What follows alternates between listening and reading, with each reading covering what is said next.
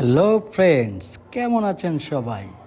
প্যারিসের Eiffel tower থেকে আপনাদেরকে স্বাগত জানাচ্ছি।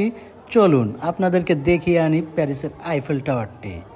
ফরাসি বিপ্লবের 100 বছর পূর্তি ও প্যারিসের বিশ্ব মেলা উপলক্ষে 1889 সালে গস্তাব আইফেলের কোম্পানি কর্তৃক 18,038 খণ্ড লোহা, 300 জন শ্রমিক এবং 2 বছরেরও বেশি সময় নিয়ে তৈরি হয় 330 মিটারের এই টাওয়ারটি।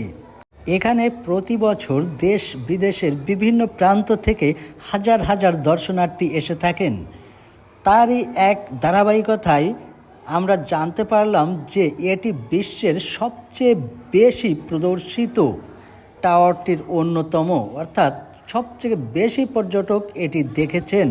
ভিডিওটি ভালো লাগলে অবশ্যই লাইক, কমেন্ট ও শেয়ার করে পাশে থাকবেন। ধন্যবাদ।